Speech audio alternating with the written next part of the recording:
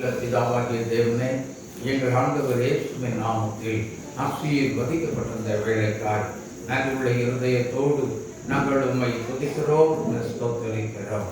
ஆண்டவரே, ஒரு விஷயம் இறங்கி வருவீராக. இது மனிதனால் பேசக்கூடிய ஒரு வார்த்தை அல்ல, பேசுகிறது நீங்கள் அல்ல, உங்களுக்குள்ள இருக்கிற பரிசுத்த ஆவியானவர். வார்த்தையின்படி தகப்பனே, நீங்க வந்து பேசுங்க. எங்கள் அப்பா பரிசுத்த ஆவியானவரே, நீங்க வாங்க, வந்து பேசுங்க. ஜனங்களுடைய இருதயங்களுக்கு ஏற்றவா நீங்க பேசுங்க. வசனம் கிரியைகளை நடப்பிக்கட்டும், ஜனங்களை உருவாக்கும்படியாக ஜெபிக்கிறோம். இதை வருகை வரைக்கும் புறமிட்டு ஆண்டவரே ஜனங்களை உருவாக்கி தகுதிப்படுத்துவீராக. மகிமைப்பட தேவ கருத்துல ஆட்சி வெறுமையாக ஏற்படுத்தி ஜெபிக்கிறோம். தேவ சுத்தமாத்திரம் நிறைவேற்றுவோம். தேவ சுத்தத்துக்கு அர்ப்பணிக்கிறோம். இயேசுவின் நாமத்தில் பிதாவே, ஆமென், ஆமென், ஆமென். எபிரேயர் 16ஆம் அதிகாரம் 14வது வசனம். எபிரேயர் 6:14 வாசிக்க கேட்போம். நிச்சயமாகவே நான் உன்னை ஆசீர்வதித்து உன்னை பெருகவே பெருக பண்ணுவேன். தேவனுடைய பிள்ளைகள் நன்றாக கவனிக்கணும் வார்த்தைகளை.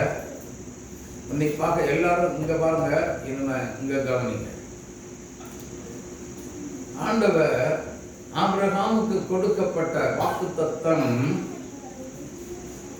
நிச்சயமாகவே உன்னை நான் என்ன ஆசீர்வதிக்கவே ஆசீர்வதித்து உன்னை பெருகவே பெருக பண்ணுவேன் அப்படின்னு சொல்லிட்டார். ஆனா உடனே செய்து முடித்தாரா? இல்லை.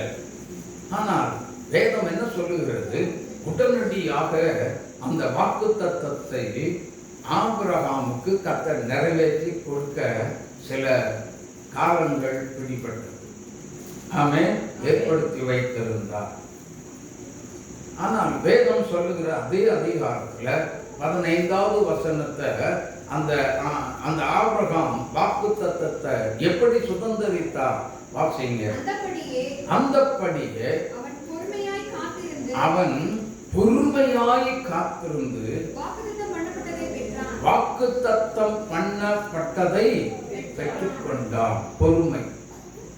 அப்போ வாக்குத்தத்தம் நமக்கு ஒருவேளை தீர்க்க தரிசனமாய் யாரோ ஒருவர் மூலம் வந்துவிட்டால் உடனே நிறைவேற வேண்டும். அது நம்முடைய ஒருவேளை ஏக்கமாக இருக்கலாம், நம்முடைய வாஞ்சையாக இருக்கலாம். ஆனால் நிறைவேற மாட்டோங்க. பொய்யா தீர்க்க தரிசனம் வந்துச்சோ அப்படின்னு சொல்லி தீர்க்க தரிசனத்தை சந்தேகப்படவே கூடாது. ஆமென், ஆமென். அப்போ வாக்குத்தத்தத்தை வைத்து ஜெபிக்கிறவங்க அது அந்த வாக்குத்தத்தம் நம்முடைய வாழ்க்கையில் நிறைவேறுகிறது வரைக்கும் என்ன செய்யணும்? கர்த்தருடைய பாதத்துல வந்து அனுதினமும் காத்திருந்து அது எப்பொழுது நிறைவேறுகிறதோ அப்பொழுது சுதந்தரித்து கொள்ள வேண்டும். அது வரைக்கும் ஆபிரகாமை போல நாம் பொறுமையாய் என்ன செய்ய வேண்டும்? தேவ சமூகத்துல காத்திருக்க வேண்டும். அல்லேலூயா. நமக்கு லட்சக்கணக்கில் கடன் இருக்கும், லட்சக்கணக்கில் கடன். நீங்க நம்ம எல்லாம் நினைப்போம், இன்னைக்கே தீர்ந்தா பரவாயில்ல அப்படின்னு நினைப்போம். ஆனா அதை வாங்கும்போது உடனே வாங்கிக்கலா? இல்லையே. அதுக்கு எவ்வளவு டைம் எடுத்துச்சு இல்லையா? ஒரு மாசம் வரைக்கும் எடுத்தாலும் பல காரியங்களை டாக்குமெண்ட்லாம் கொண்டு போய் கொடுத்துருப்பீங்க. இன்னும் என்னெல்லாம் கேட்டானோ அத்தனை கொண்டு போய் கொடுத்து மறுபடியும் அழைப்பான், இதை கொண்டு வா அப்படின்பான் இல்லையா? இதெல்லாம் நினைச்சு பாருங்க. அப்போ எல்லாம் கொடுத்துதான் உடனேயும் கிடைக்கவே இல்லை. கொஞ்சம் பொறுமையா இருந்துதான். என்ன நம்ம அவசரத்துக்கு இப்போ கிடைக்க மாட்டாங்க, என்ன பண்றது? அப்ப அவன்கிட்ட போய் வட்டிக்கு வாங்குறதா, கந்து வட்டிக்கு வாங்குறதா, அப்படிலாம் என்ன செய்யக்கூடாது. அவசியமா நீங்க அவசரப்பட்டு போய் வாங்கவே கூடாது. அப்படி வாங்கினீங்கன்னா நீங்க வீடு கட்டின வீடு என்ன ஆகும்? யார் கந்து வட்டி கொடுத்தாங்களோ அவங்க கைக்கு தான் போகும். அல்லேலூயா. ஆமாம். ஏனென்றால் நம்ம சம்பாதிச்சு கொஞ்சம் வேணால் சாப்பிடலாம், ரொம்பவும் அதிகமாக என்ன செய்ய முடியாது, சரியான அளவுக்கு சாப்பிடவே முடியாது. ஆனபடியினால நாம் அவசரப்படாமல் என்ன செய்யணும், பொறுமையா என்ன செய்யணும், வேத வசனம் நமக்கு கர்த்தரால் ஆவியானவரால் கொடுக்கப்பட்ட வாக்குத்தத்தம் என்ன செய்யப்பட வேண்டும், நிறைவேற்றப்பட வேண்டுமே. ஆனால் கொஞ்சம் பொறுமையா கர்த்தருக்காக என்ன செய்யணும், காத்திருக்க வேண்டும். அல்லேலூயா, அல்லேலூயா. அப்படி நிறைவேற்றப்படும் பொழுது நிறைவேற்றுவதற்கு சில விதிமுறைகளை கர்த்தர் வைத்திருந்தார். என்ன விதிமுறை? ஆதியாகமம் 22ஆம் அதிகாரம் 18வது வார்த்தையை வாசித்து பாருங்க. நீ என் சொல்லுக்கு கீழ்ப்படிந்தபடியினால், ஆண்டவர் சொல்றார் பாருங்க, நீ என் சொல்லுக்கு கீழ்ப்படிந்தபடியினால் உன் சந்ததிக்குள் பூமியில் உள்ள சகல ஜாதிகளும் ஆசீர்வதிக்கப்படும் என்று என் பேரில் ஆணையிட்டேன் என்று கர்த்தர் சொல்லுகிறார். அல்லேலூயா, அல்லேலூயா. ஆதியாகமம் 13ஆம் அதிகாரம் 16வது வசனத்தை வாசித்து பார்க்கும் பொழுது, தூளை போல பூமியில் உன் சந்ததியை பூமியின் தூளை போல என்ன செய்வேன், பெருக பண்ணுவேன். இன்னொரு இடத்துல சொல்றாரு, வானத்தை அண்ணார்ந்துப்பா, வானத்தின் நட்சத்திரங்கள் இருக்கிறது, இதை என்ன கூடுமா, உன்னால் எண்ணிப்பா என்று சொல்லுகிறார். அவனால் என்ன செய்ய முடியல, என்ன யாராலுமே எண்ண முடியாது. ஆமே, எண்ண முடியல. உன் சந்ததி இவ்வளவா இருக்கும், இப்படி நான் உன்னை என்ன செய்வேன், பெருக பண்ணுவேன் அப்படின்னு சொல்லி பெருக்கத்தை உண்டாக்குனார். பெருக்கம் உண்டாயிற்று. ஆமே. அவர் சொன்னார், வாயிலிருந்து எந்த வார்த்தை புறப்பட்டு வந்ததோ அந்த வார்த்தை அப்படியே என்ன செய்யும், வாக்குத்தத்தம் அப்படியே தவறாமல் நிறைவேறக்கூடிய வார்த்தையைத்தான் பேசுவார். ஆமே. நம்மள மாதிரி சும்மா சலங்கெல்லாம் பேசவே மாட்டார். ரெண்டொரு வாக்கு, நீ போகலாம், உன் குமாரன் பிழைத்திருக்கிறான். 100க்கு அதிபதியை பார்த்து சொன்னார்ல, மாரத்தி பிழைத்திருக்கிறான், போ, நீ போ. அப்ப பாருங்க, அவன் சொல்றான், ஆண்டவரே, என் வீட்டுக்குள்ள வருவதற்கு நீங்க என்ன இல்லை, ஒரு வார்த்தை சொன்னா போதும், பாத்திரம் இல்லை, ஒரே ஒரு வார்த்தை சொல்லுங்க. ஆமே. நீ போ, நீ போ, உன் வேலைக்காரன் சொஸ்தம் குணமடைந்து விட்டான். ஆமே. என்ன ஒரு ஆச்சரியமான ஒரு காரியம் பாருங்க. தகுதி இல்லை, எதற்குமே தகுதியற்ற 100க்கு அதிபதி அப்படின்னு சொல்ல 100 பேருக்கு அதிபதியா வச்சிருக்கிறாங்கன்னு வச்சுக்கோங்க. ஒருத்தனை பாடினா என்ன செய்வோம், வருவான், இதை செய்யலாம், செய்வானா செய்ய மாட்டானா, கண்டிப்பா கட்டாயம் செய்வோம். ஏன்னா அவனுக்கு மேல் அதிகாரிக்கு எல்லாரும் எப்படி இருக்கணுமா, கீழ்ப்படிந்து இருக்க வேண்டும் என்று நாம் வேதத்திலே வாசிக்கிறோம். அப்போ அப்படிப்பட்ட ஒரு சூழ்நிலை இருக்கிறவன் தான், நல்ல அதிகாரத்தில் உள்ள ஒரு அதிகாரி தான் இயேசுவை தேடி வருகிறான். ஆமே. தீர்க்க தரிசனமா வார்த்தையை சொல்றாரு. என்ன சொல்றோம், உன் வேலைக்காரன் சுத்தமாயிட்டா, நீ போலாம். விசுவாசம். ஆமே. விசுவாசம் துவக்குகிறவர் அவர்தான், முடிக்கிறவரும் அவர்தான்.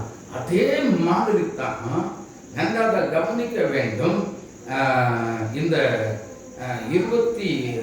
ஆதியாகமம் 22ஆம் அதிகாரத்தில் நீங்க 1லிருந்து வாசித்து பார்க்கும் பொழுது, 1லிருந்து ஒரு 5 உள்ள வசனம் வரைக்கும் வாசிங்கள. ஒருவர், இந்த காரியங்கள் நடந்த பின்பு தேவன் ஆபிரகாமை சோதித்தார். எப்படி எனில் அவர் அவனை நோக்கி ஆபிரகாமே என்றார். இதோ ஆபிரகாம் சொல்ற பதில பாருங்க, இதோ அடியேன்.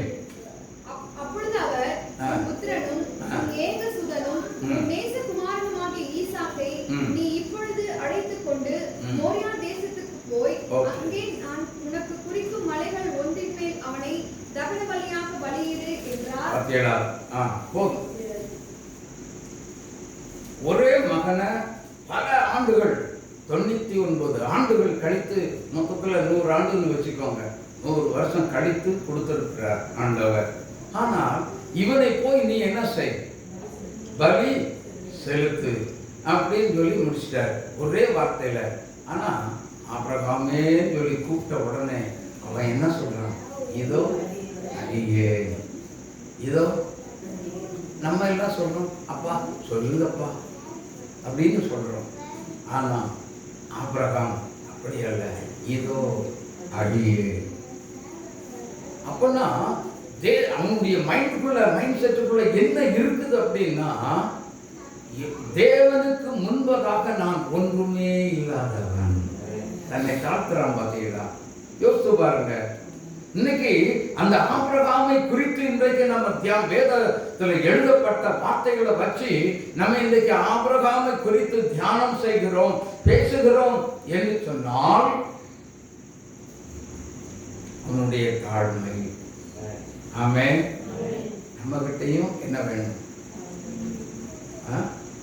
தாழ்மை. தாழ்மை எல்லாருக்குமே வேணும். ஹல்லேலூயா, ஹல்லேலூயா. எனக்கு அன்பான தேவனுடைய பிள்ளைகளே, நன்றாக கவனித்து பாருங்க. அந்த 22ஆம் அதிகாரத்துல அவர் சொல்லுகிறாரு, கீழே வாசிங்க. ஆபிரகாம் அதிகாலையில் எழுந்து, முதல்ல நல்லா கவனிச்சுக்கோங்க, கர்த்தருக்கு பலி செலுத்துகிற நேரம் எது? அதிகாலை வேளை. நீதிமொழிகள் 8ஆம் அதிகாரம் 17வது வசனத்தை வாசிக்க கேட்போமே. என்னை சிநேகிக்கிறவர்களை நானும் சிநேகிக்கிறேன். சத்தமா சொல்லுங்க, படிங்க. அதிகால வேளை தேடுகிறவர்கள் என்னை கண்டடைவார்கள். என்னை சிநேகிக்கிறவர்களை நானும் என்ன செய்யறேன்? நான் என்ன செய்யறேன்? சிநேகிக்கிறேன். அப்போ ஆண்டவரை சிநேகிக்கிறோம். ஆண்டவர் நமக்கு ஒரு சிநேகிதர், நண்பர், ஃப்ரெண்ட் அப்படின்னு சொல்லி ஆபிரகாமுக்கு ஃப்ரெண்ட், சாலமோன் ராஜாவுக்கு அவர் ஃப்ரெண்டா இருந்திருக்கிறார். அதனால தான் என்னை சிநேகிக்கிறவர்களை நானும் சிநேகிக்கிறேன் அப்படின்னு சொல்லி சாலமோனுக்கு வெளிப்படுத்துகிறார். பாருங்க, தன்னை வெளிப்படுத்துகிற ஒரு நண்பனாக வெளிப்படுத்துகிறார். அல்லேலூயா. எனக்கு அன்பான தேவனுடைய பிள்ளைகளே, இதே மாதிரி தான் தாவீதுக்கு இருந்திருக்கிறார். இதே பாடத்தான் மோசேக்கும் இருந்திருக்கிறார். மோசேயை குறித்து சொல்லுகிறார், என் வீட்டில் எங்கும் உண்மை உள்ளவன். தாவீதை குறித்து சொல்லுகிறார், என் இருதயத்துக்கு ஏற்றவன்.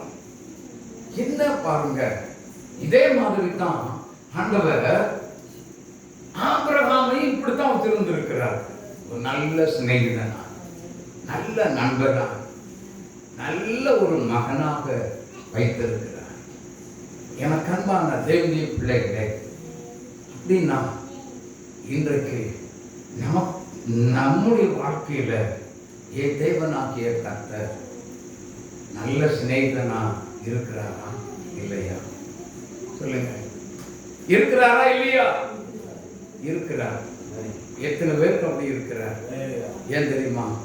நல்ல சிநேகிதன் நல்ல ஆலோசனையை கொடுக்கிறார் இல்லையா?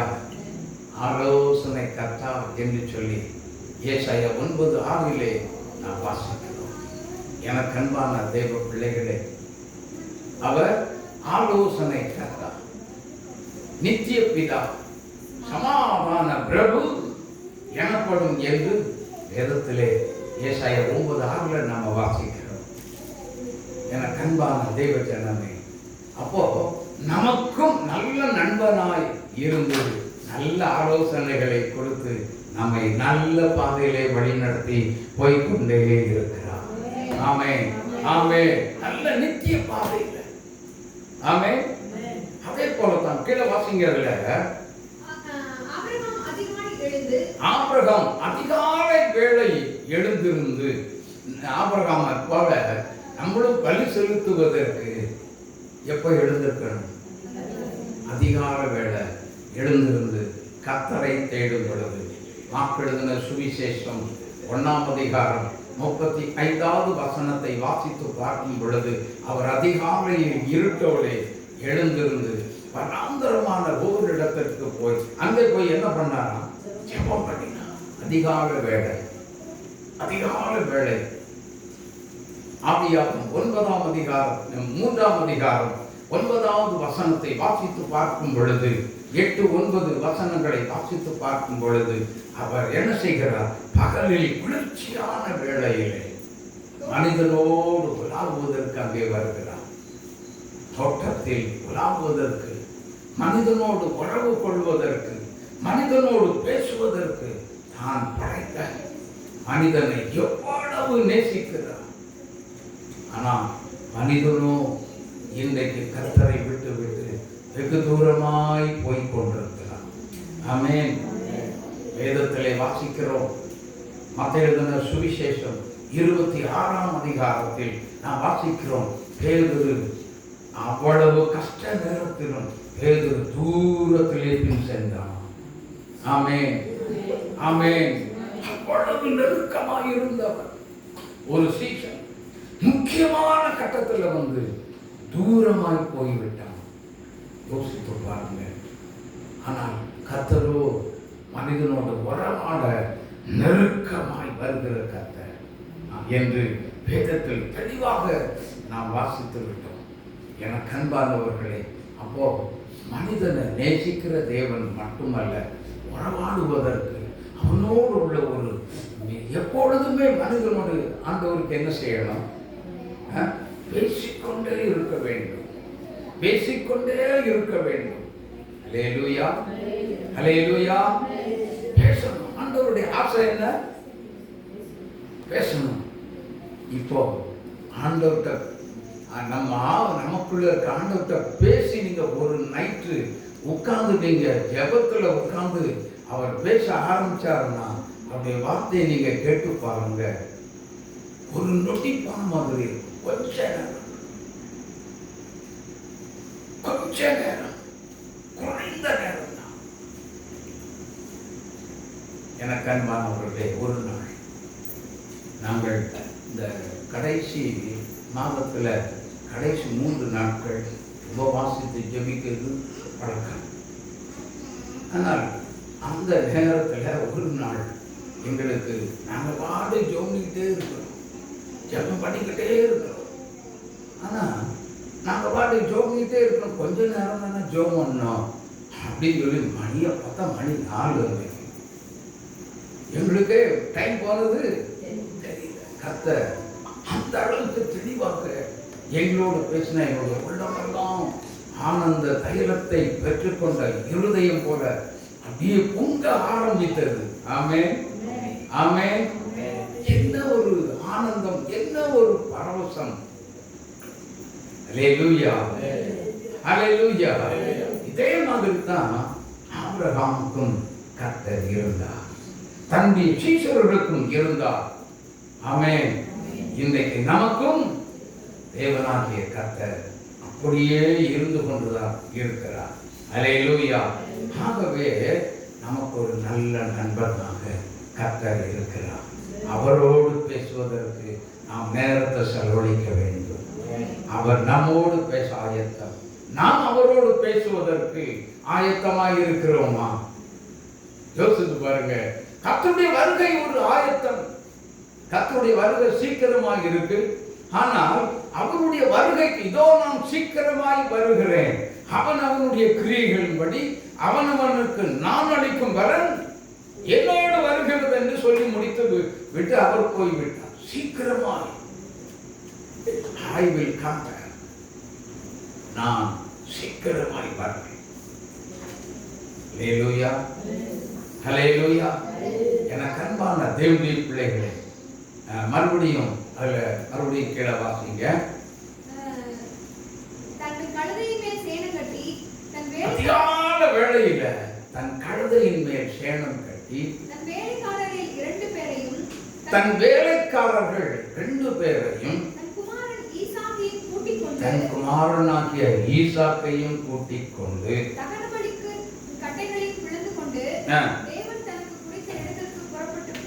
மூன்றாம் நாளில் ஆபிரகாம் தன் கண்களை ஏறெடுத்து பார்த்து தூரத்திலே அந்த இடத்தை கண்டான். அப்பொழுது ஆபிரகாம்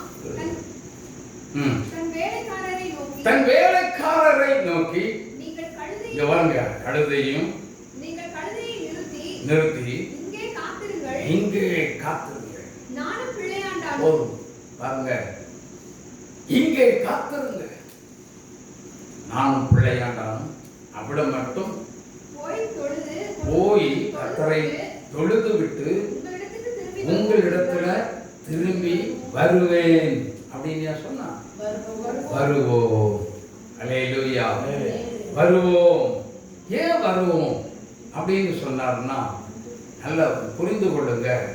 ஆபிரகாமை குறித்து நல்லா தெரிஞ்சவங்க என்ன செய்ய மாட்டாங்க, அவர் மாதிரியே இருக்கணும்னு நினச்சி அவர் மாதிரியே நம்ம நடக்கணும் செய்யணும் அப்படிங்கிற ஒரு இன்ட்ரெஸ்ட் நமக்கு வந்துடும். ஆபிரகாம் தன்னுடைய இருதயத்தில் இருந்ததான உள்ளத்துல என்னென்ன இருக்குதோ அதுக்கு என்னென்ன கர்த்தர் சொன்னாருன்னா அப்படியே என்ன செஞ்சிடணும், செய்துவிட வேண்டும். தன்னுடைய இருதயத்தில் இருந்த கடைசி இறுதி அர்ப்பணத்தை அன்றைக்கு அர்ப்பணித்து செய்து முடித்து விட்டார். ஆமென். சரியான ஒரு அர்ப்பணிப்பு. கர்த்தர் சொன்னார், நான் செய்து முடிச்சிட்டேன். ஆமென். நம்ம அப்படி செய்யறோமா? ஒரு பிள்ளைய கொண்டு போய் ஏய்யா 100 வருஷம் கழிச்சு எனக்கு கொடுத்துட்டேரு, இன்னைக்கு மறுபடியும் கேட்கிறீரு, இது எந்த விதத்துல நம்ம நியாயம் பேசுவோம் ஆண்டவர்கிட்ட? ஆபிரகாம் வாயே திறக்கல. ஆமென். வாயே, அதெல்லாம் என் பிள்ளைய தர முடியாது. சொல்லுங்க, செய்வோமா? கொடுத்துருவோமா? பலி செலுத்த போவோமா? சொல்லுங்க, சொல்லுமா? போகமாட்டோம். அல்லேலூயா. சரி, ஆனா அவர் எதை நினைச்சு அப்படி பேசினார் அப்படின்னா, எபிரேயர் 11ஆம் அதிகாரம் 17, 18, 19 வசனங்களை வாசிக்க கேட்க. மேலும் விசுவாசத்தினாலே ஆபிரகாம் தான் சோதிக்கப்பட்ட போது ஈசாக்கை பலியாக ஒப்புக் கொடுத்தான். ஈசாக்கினிடத்தில் உன் சந்ததி விளங்கும் என்று அவனோடே சொல்ல. வாக்குத்தத்தம் நல்லா புரிஞ்சுக்கோங்க. தேவனாகிய கர்த்தர் ஈசாக்கை குறித்த ஒரு வாக்குத்தத்தம் கொடுத்து வச்சிருக்கிறார். உன் சந்ததி பின்வரும் ஜெனரேஷனை குறித்து ஆண்டவர் ஈசாக்கினிடத்தில் விளங்கும் அப்படின்னு சொல்லி பேசி வச்சிருக்கிறார். இத மனசுல வச்சுக்கிட்டு என்ன செய்தார்? தைரியமா செயல்பட ஆரம்பித்த ஆபிரகாம். அல்லேலூயா. இதெல்லாம் எனக்கு என்னது முன்னாடியே சொல்லிட்டார் ஐயா.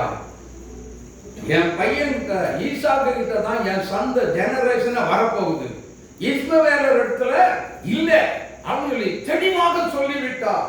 அதனால அதை நான் விசுவாசிக்கிறேன். அல்லேலூயா. நல்லா புரிந்து கொள்ளுங்க. அப்போ இறுதி அர்ப்பணம் செய்து விட்டான் என்று ஆண்டவர் அதை ஆபிரகாமுடைய இருதயத்தை பார்த்தார். இருதயத்துல என்ன? கர்த்தர் இருக்காரு. கர்த்தர் கேட்டார், நான் முடியாதுன்னு சொல்ல மாட்டேன், பலி செலுத்துறேன். இறுதி அர்ப்பணம், அர்ப்பணிப்பு, கடைசி அர்ப்பணிப்பு என்னது? நான் கையில இருந்த ஒன்னே ஒண்ணு கேட்டார். அவன் தைரியமா கொண்டு போய் கொடுத்தார். அதே நேரத்தில் ஈசாக்கை குறித்து நான் பார்க்கும் பொழுது, அப்பா ஆண்டி வேலை, அப்பா எல்லாம் இருக்குதப்பா, நெருப்பு இருக்கு, கட்டை இருக்கு, அப்புறம் எல்லாமே இருக்கு. வலிக்கான ஆட்டுக்குட்டி ஏக்கு. சரி, அது மட்டும் இல்லை, எல்லாம் போகட்டுங்க. பலி பீடத்தை கட்டினார், விரல்களை அடுக்கினார். அடிக்கு முடித்த உடனே மகன் பக்கமாய் திரும்பின உடனே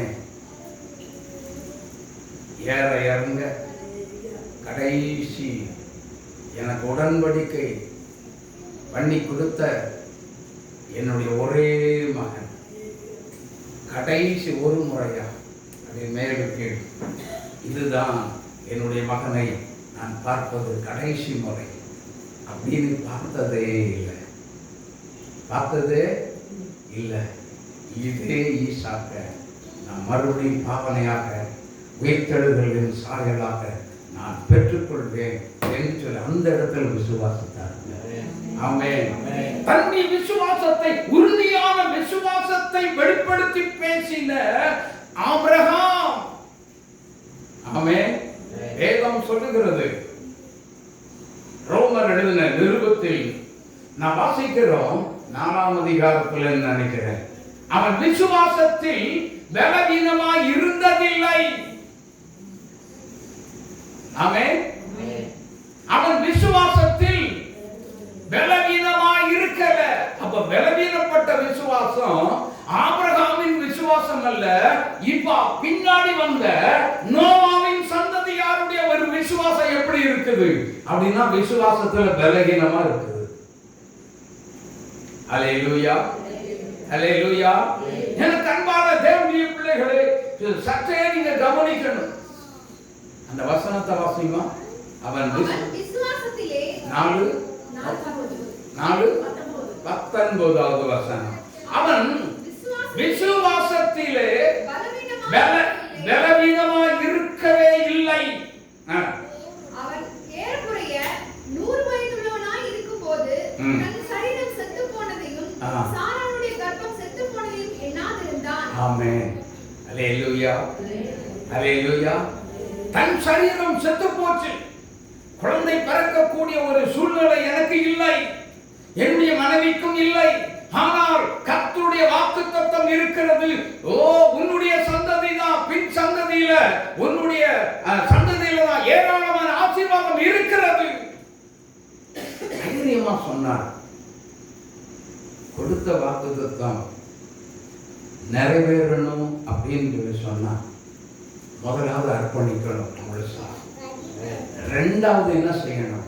நம்முடைய உறுதியான, சாதாரண ஒரு விசுவாசம் அல்ல, உறுதியான பலகீனப்பட்ட விசுவாசத்தை வெளிப்படுத்த கூடாது. இது நடக்குமா? இல்ல, இது நம்ம கொடுத்துருவோம். ஆமா, பின்னாடி தருவாரா தரமாட்டாரா, தருவாரா தரமாட்டாரா, அதெல்லாம் நம்ம நினைக்கவே கூடாது. அல்லேலூயா, அல்லேலூயா. விசுவாசத்தில் பலகீனம் இல்லை. கொஞ்சம் யோசித்து பாருங்க, இன்னைக்கு ஆவிக்குரிய வாழ்க்கையில நான் எப்படி இருக்கேன்? சோதனை என்னை ஆராய்ந்து பார்ப்பதற்கு தான் ஆண்டவர் இப்படிப்பட்ட ஒரு வார்த்தையை பேசி இருக்கிறார். நான் தகுதிதானா? அல்லேலூயா, அல்லேலூயா. மறுபடியும் கீழே வாசிமா. ஆதியாகமம் 22ஆம் அதிகாரத்துல மறுபடியும் தகன பலிக்கு கட்டைகளை எடுத்து தன் குமாரனாகிய ஈசாக்கின் மேல் வைத்து கையிலே நெருப்பையும் கத்தியையும் எடுத்துக்கொண்டான். இருவரும் கூடி போனார்கள். அப்பொழுது ஈசாக்கு தன் தகப்பனாகிய ஆபிரகாமை நோக்கி, என் தகப்பனே என்றான். அதற்கு அவன், என் மகனே, இதோ இருக்கிறேன் என்றான்.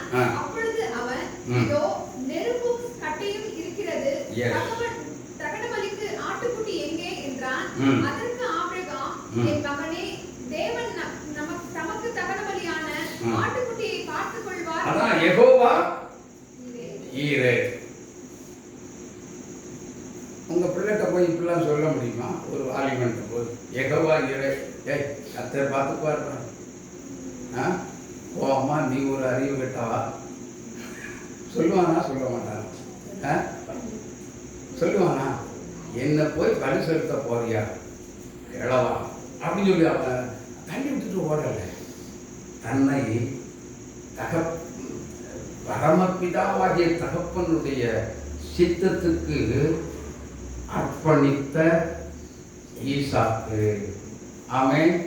தேவ சித்தம் என்னில் நிறைவேறுவதற்காக தன்னையே அர்ப்பணித்த ஈசாக்கு. அல்லேலூயா. ஹல்லேலூயா.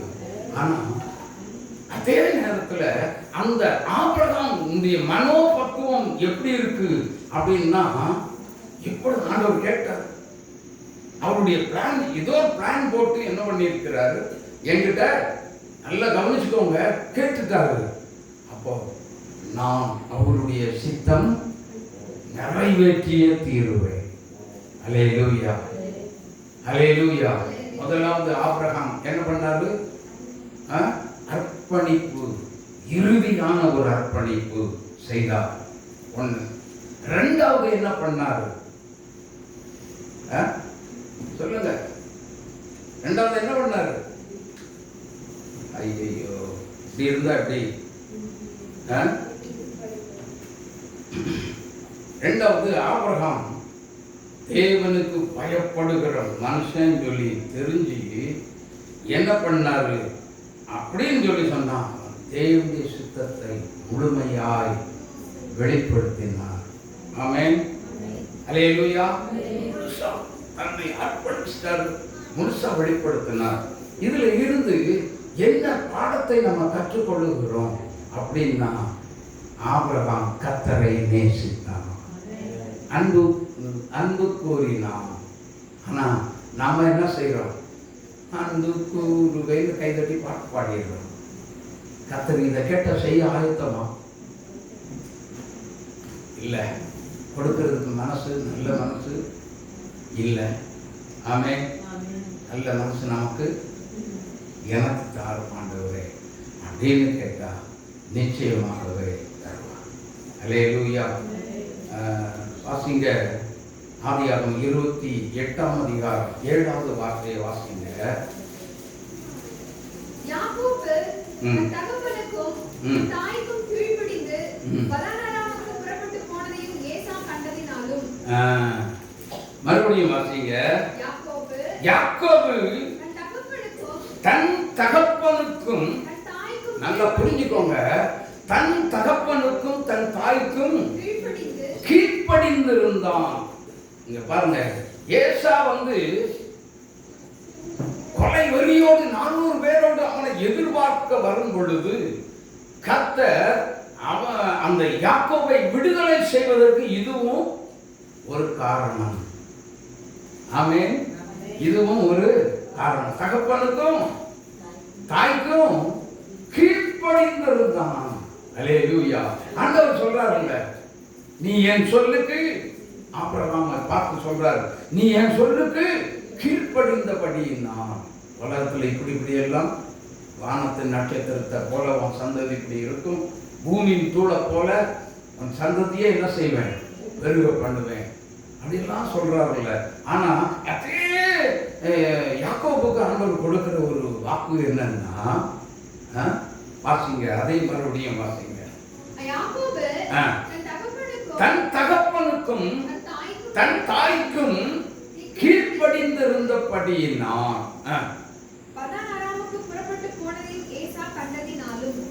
பார்த்தீங்களா? கீழ்ப்படிந்திருந்தபடியினால்.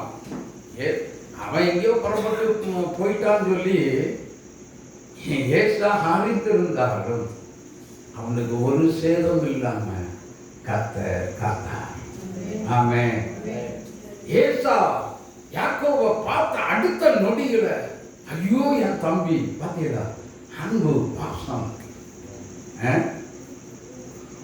அவனை கொலை வரியில தான் வருகிறான். எப்படினாலும் தகப்பனுக்கு துக்கித்து புலம்பக்கூடிய ஒரு நாள் வரும், அன்றைக்கு இவனை நான் பார்த்து விடுவேன், எழுதி என்ன செய்வேன்? கொலை செய்வேன்னு சொல்லி ஒரு முடிவுல இருந்தான். அதனால தான் யாக்கோபு என்ன பண்ணான்? நாம் லாபான் இடத்தில் அனுப்பப்பட்டான்.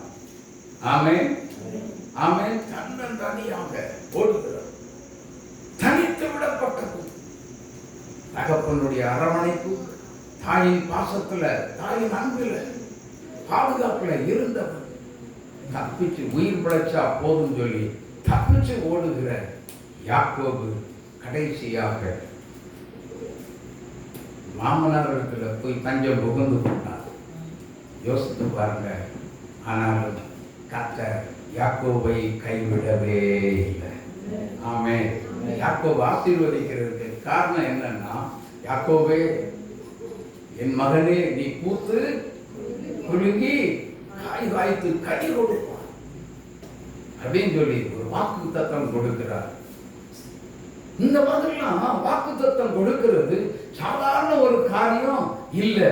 காரணம் என்னன்னா, தகப்பனுக்கும் தாய்க்கும் என்ன கீழ்ப்படிதலின் ஆசீர்வாதம் தான் யாக்கோபை உயர்த்தியது. ஆமென். தகப்பனை ஏமாத்தினாங்க, தகப்பனை ஏமாத்தினான், அண்ணனை ஏமாத்தினான், மாமனாரை ஏமாத்தினான்.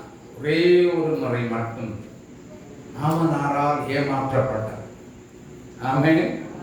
எல்லாம் அப்படியே நமக்கு எல்லாமே சாதகமா வந்துடாது. ஒரு இடத்துல ஒரு அடி விழுந்தா தான் அறிவு நமக்கு புத்தி வரும். அல்லேலூயா. ஆமா, பிரியமான தேவனுடைய பிள்ளைகளே, இந்த சூழ்நிலையில கர்த்தர் சொல்றார், யாக்கோபே என் மகனே யசூரனே அப்படிலாம் சொல்றார். ஆமென். நான் எப்படி உன்னை கைவிடுவேன், கைவிடவே மாட்டேன்.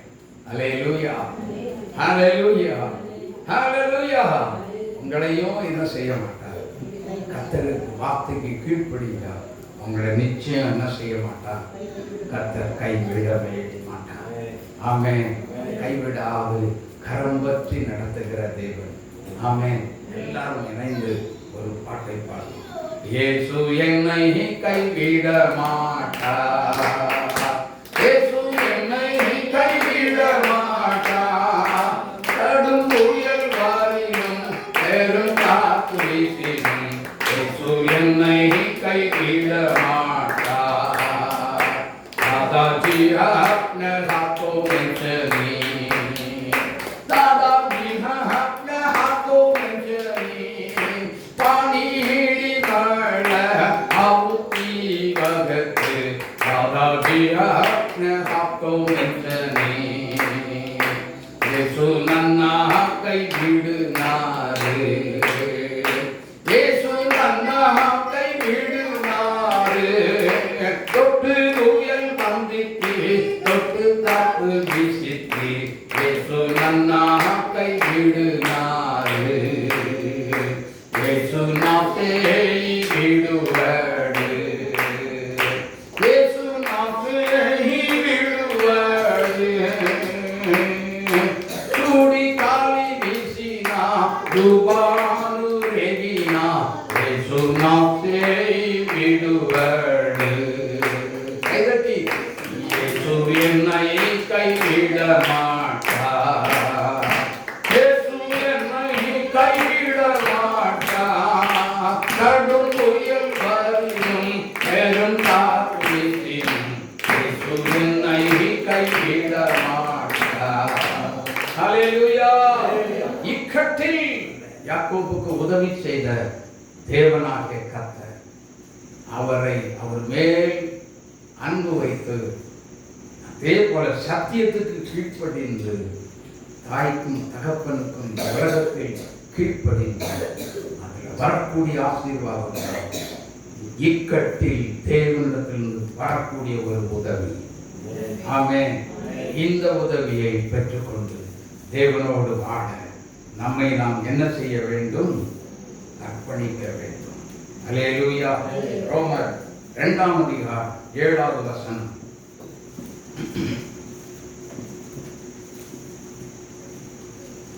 ரோமர் 2:7. சோர்ந்து போகாமல் நற்கிரியைகளை செய்து மகிமையையும் கனத்தையும் அழியாமையையும் தேடுகிறவர்களுக்கு நித்திய ஜீவனை அளிப்பார். ஆமென். அல்லேலூயா. நித்திய ஜீவன் கொடுக்கிற தேவன். எனக்கு அன்பானவர், ரோமர் 1:5 வாசிங்க.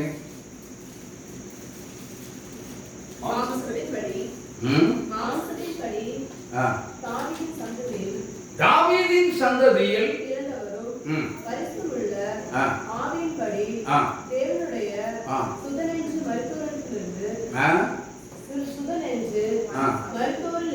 மரித்தோரில் இருந்து உயிர்த்தெழுந்ததினாலே பலமாய்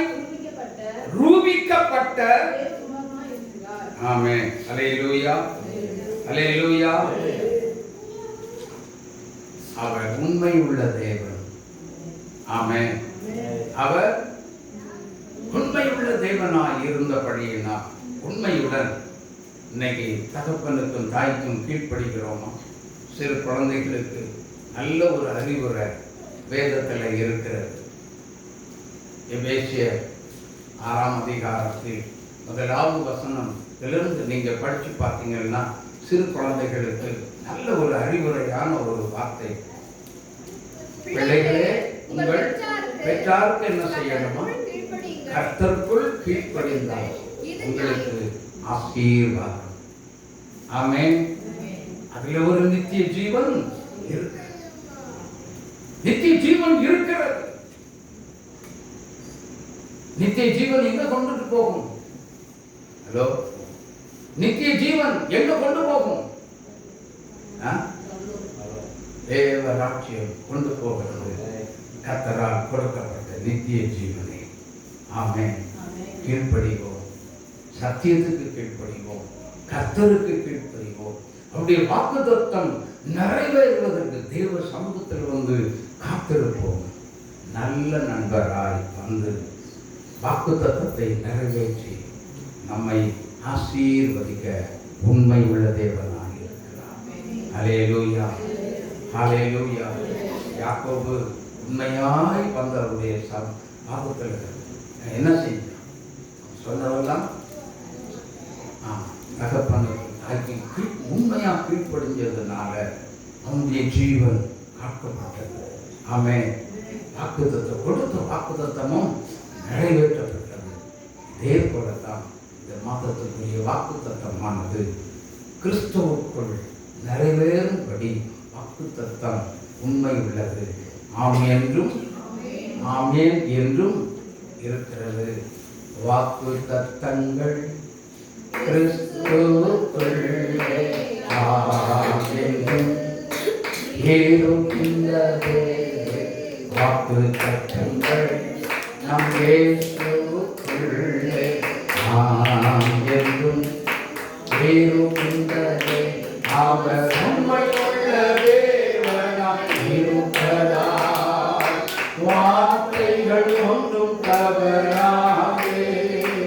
அவர் சர்வ வல்ல தேவனாய் இருப்பதால் வார்த்தைகள் எல்லாம் நிறைவேறும். கைதட்டி பாடுவோம்.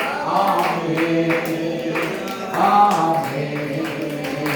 வாக்குத்தத்தங்கள் எல்லாம் ஆமென், ஆமென், ஆமென்.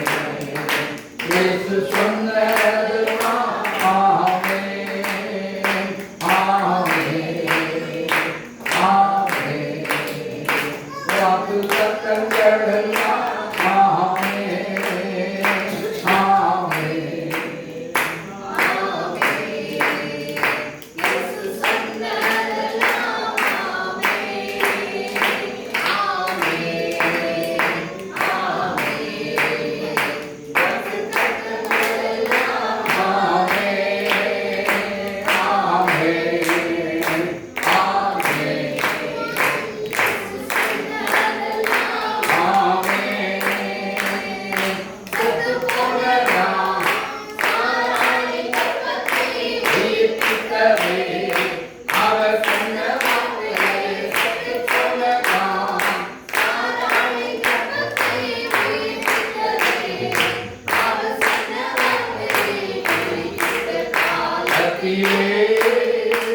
அவர் வார்த்தை நிறைவேறிற்றே. குறிப்பிட்ட காலத்திலே நம் வாழ்க்கையும் நிறைவேறுமே. ஆமென், ஆமென். வாக்குத்தத்தங்கள் எல்லாம் ஆமென், ஆமென், ஆமென். இயேசு சொன்னதெல்லாம் ஆமென்,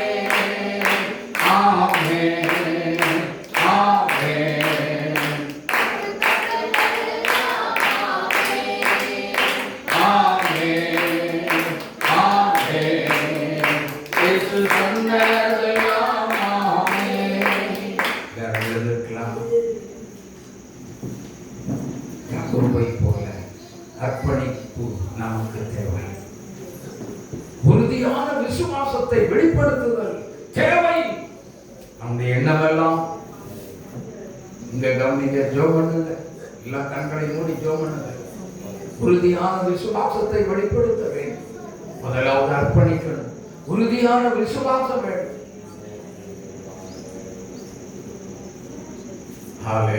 தேவ சித்தம் நிறைவேற்றப்பட வேண்டும் என்கிற எண்ணத்தில் முழுக்க முழுக்க கவனம் செலுத்தி கொண்டு தேவ சித்தத்தை நிறைவேற்ற வேண்டும் அப்படிங்கிற ஒரு நோக்கத்தோடு வாழ்ந்து கொண்டிருந்த ஆபிரகாம் அவர்களை போல நம்முடைய வாழ்க்கையில் இந்த 3 காரியங்கள் மிக முக்கியப்படுத்தி இயேசுவை நம்மளும் இப்படி இருந்து நம்முடைய வல்ல நாமத்தை மகிமைப்படுத்த, தேவனுடைய ராஜ்யத்தை கட்டி எழுப்ப, தெய்வமே எங்களுக்கு நீர் உதவி செய்யும் ஐயா, எங்களுக்கு நீர் உதவி செய்யும் ஐயா என்று சொல்லி நாம் ஜெபிக்கலாம்.